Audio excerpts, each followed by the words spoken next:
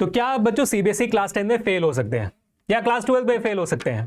Board examination से fail होने का डर बहुत ज्यादा आता है। क्यों बताऊं? क्योंकि यार बोर्ड एग्जामिनेशन में सबकी नजर होती है, आपकी भी, आपके माँ बाप के, और स्पेशली आपके बहुत ही अमेजिंग से, प्यारे से, बहुत ही क्यूट क्यूट नन्हे मुन्ने रिलेटिव्स के, और आपके बहुत ही नजदीकी फ्रेंड्स के, जो शायद बोर्ड एग्जामिनेशन के बाद आपके फ्रेंड्स नहीं रहेंगे, बट सबकी नजर इस बोर्ड एग्जामिनेशन के रिजल्ट्स में जरूर होती है। और जैसे डेट शीट आ गया होगा, आपके दिमाग में डर आया होगा, सर जी ओहो इतने देर तो पढ़ा नहीं था, तो अब क्या करें, क्या बोर्ड एग्जामिनेशन में फेल हुआ जा सकता है? तो आज मैं इस वीडियो बताने वाला हूं कि भाई सीबीएसई क्लास 10 में जो पास होने का परसेंटेज है ना, आपके चांसेस है ना, वो कहीं ज्यादा है एज कंपेयर टू फेल होने के।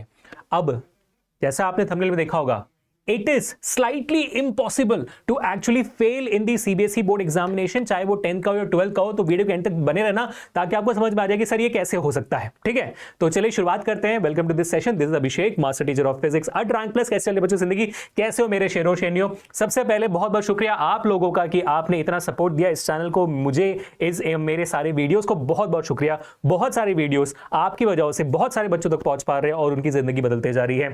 Thank you so much for that. और उम्मीद है कि ये वीडियो भी आप सब तक पहुंचेगा। इसलिए मुझे ये था कि यार मैं आपके अंदर जो टेंशन है, जो स्ट्रेस है ना, थोड़ा कम कर दूं इस वीडियो को वापस लाकर आपके सामने। ठीक है, चलिए शुरुआत करते हैं। सबसे पहले मैं आपको बताना चाहूंगा कि यार ये ऐसा क्यों है कि यार almost impossible, because the failure rate in CBSE class 10th और 12th इज एक्सट्रीमली लो। तो अगर मैं आपको एग्जांपल बताऊं, ये मैं नहीं बोल रहा हूं, सर कैसे बोल दिया आपने फेलियर रेट इज लो? क्योंकि भाई डेटा कहता है, डेटा किसने बनाया? सीबीएसई की डेटा बनाया। आप गूगल कर दो सीधा, आपको दिखाई दे देगा कि भाई पासिंग परसेंटेज कितना रहा है पिछले 3-4 साल में। ठीक है, तो मैं आपको दिखा देता हूं। यहाँ पे देखिए 2020 में कितने बच्चे पास हुए सीबीएसई 10th का बोर्ड एग्जामिनेशन। ये 10th का है, 12th का नहीं है। 12th का आप देखोगे सिमिलर ही है, नंबर सिमिलर ही है, परसेंटेज सिमिलर है। तो जितने भी बच्चों ने बोर्ड एग्जामिनेशन दिया 2020 में 91% बच्चे पास हो गए। ठीक है, 2021 में एक्चुअली ये 2020 में 91% दिखा रहा है, यहाँ पे जो 2021 है यहाँ पर 91% नहीं है, यहाँ पर जो है 100% स्टूडेंट्स पास्ड है, ऑलमोस्ट 100% स्टूडेंट्स पास्ड है, क्योंकि 2021 में कोई बोर्ड एग्जामिनेशन नहीं हुआ था आपके कोविड की वजह से। तो जितने ही बच्चे 10th ग्रेड में थे उनको पास कर दिया गया था, अनटिल एंड अनलेस उनका इंटरनल एग्जामिनेशन से परफॉर्मेंस उतना खराब हो, इतना खराब हो, इतना खराब। तो यहाँ पर जो परसेंटेज था वो 99% के आसपास था, चले 100 मान लेते। ठीक है, अब 2022 में ये नंबर 94% पे था, जब भाई आपका कोविड वगैरह निकल गया और उसके बाद फिर आप लोग नॉर्मली स्कूल में आने लग गए। तो 94% बच्चे 2022 में पास हुए। और 2023 की बात करें, यानी कि पिछले साल की, तो 93.4% स्टूडेंट्स पास्ड दी बोर्ड एग्जामिनेशन। तो यहीं पर आप देख सकते हो भाई कितना बड़ा नंबर है परसेंटेज बच्चों का पास होने का। अब आप सोच रहे होंगे सर इसके बाद, अच्छा आप तो मतलब फिर भी सर 6% बच्चे, 9% बच्चे, यहां पर आप देखोगे 6.6% बच्चे फेल तो हो रहे हैं ना। The answer to that question is नहीं, ये फेल नहीं हो रहे हैं। तो इनके साथ क्या हो रहा है मैं बता रहा हूं कुछ देर में। ठीक है, बट जैसे पिछले साल 22 लाख के आसपास बच्चों ने एग्जामिनेशन लिखा था, उसमें से 21 लाख बच्चे आराम से पास हो गए थे पहले ही बार में। अब ये जो बाकी 6.5% है जो कहां जा रहा है, थोड़ा सा रुक जाओ बताता हूं। बट इतने बच्चों का पास होने का कारण क्या है? क्योंकि सीबीएसई का जो पेपर होता है वो हमेशा इजी टू मीडियम लेवल का ही होता है।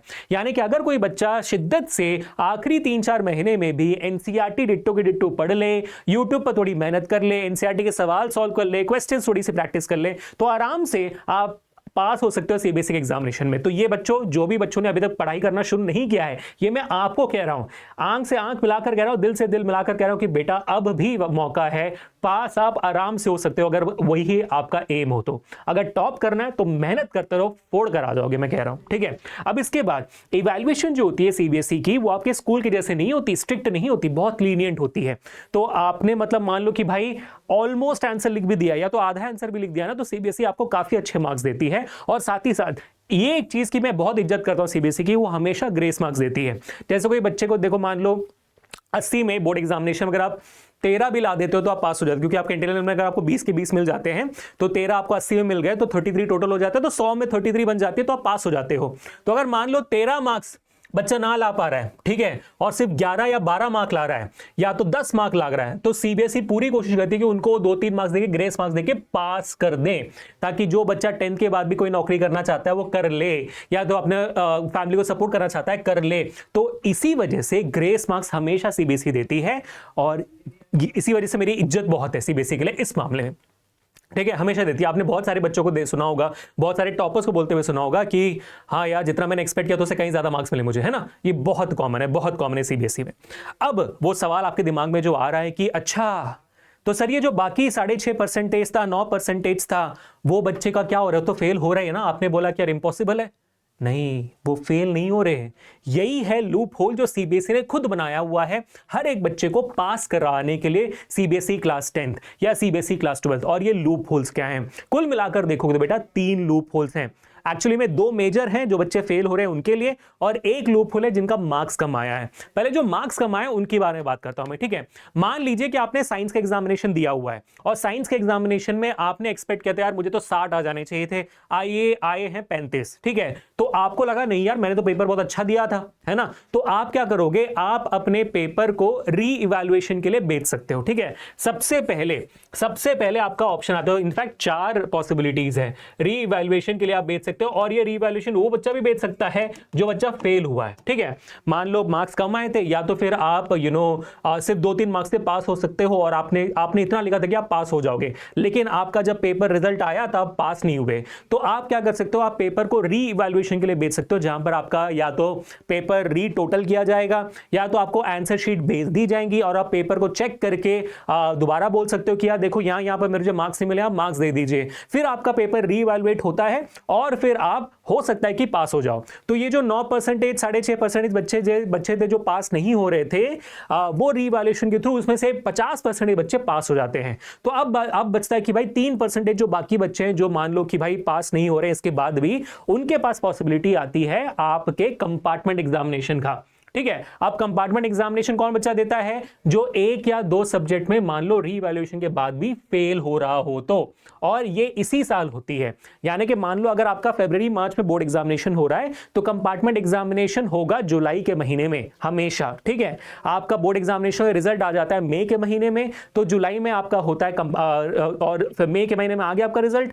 मई में जून, जुलाई, जून में आपने क्या किया, रीवैल्यूएशन के लिए भेजा, उसके बाद भी कुछ नहीं हुआ, फिर जुलाई में आपका कंपार्टमेंट एग्जामिनेशन दे सकते हो और उसका रिजल्ट आ जाता है सितंबर में, है ना। तो आपका कोई पढ़ाई का नुकसान नहीं होता है, डोंट वरी अबाउट इट। तो कंपार्टमेंट एग्जामिनेशन आपने दिया, कंपार्टमेंट एग्जामिनेशन के बाद भी दोबारा वो जो 3% बच्चे बचे थे ना, उसमें भी 50 से ज्यादा परसेंटेज बच्चे पास हो जाते हैं। यानी कि बचता है वो 1 या 1.5% बच्चे जो अभी पास नहीं हुए 10th एग्जामिनेशन। यानी कि 22 लाख 23 लाख बच्चों में हार्डली कुछ 20-25 हजार बच्चे बचे हुए हैं जो अनफॉर्चुनेटली पूरे देश में अभी भी फेल हो रहे हैं, लेकिन अभी भी मामला खत्म नहीं हुआ है। वो क्या कर सकते हैं, वो एक्चुअली कंपार्टमेंट एग्जामिनेशन के पेपर को भी रीवैल्यूएट करा सकते हैं।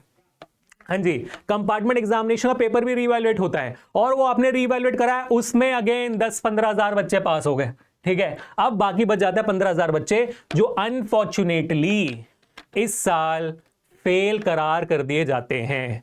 10th में हो या 12th में हो, 10 से 15 हजार बच्चे हर साल अनफॉर्चुनेटली, वो इम्पॉसिबल 99.99% से निकलकर जो 1% बच्चा बच जाता है, वो अनफॉर्चुनेटली उस साल के लिए फेल हो जाता है। लेकिन दिल छोटा करने की जरूरत नहीं, क्योंकि ये सारे बच्चे अगले साल उन सब्जेक्ट्स के लिए, जिन सब्जेक्ट्स में वो फेल हुए हैं, उन सब्जेक्ट्स के लिए दोबारा बोर्ड एग्जामिनेशन दे सकते हैं, ठीक है। तो अगले साल वो बच्चा पास हो सकता है आराम से।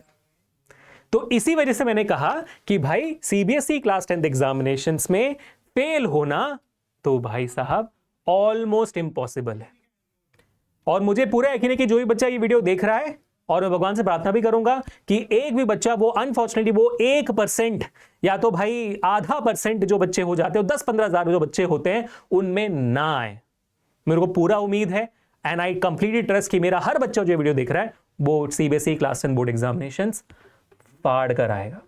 मैं चाहता हूं कि आप ये कमेंट सेक्शन में बोल कर जाएं कि सीबीएसई एग्जाम्स को फाड़ कर आएंगे, पेपर फाड़ कर आएंगे सर हम, है ना।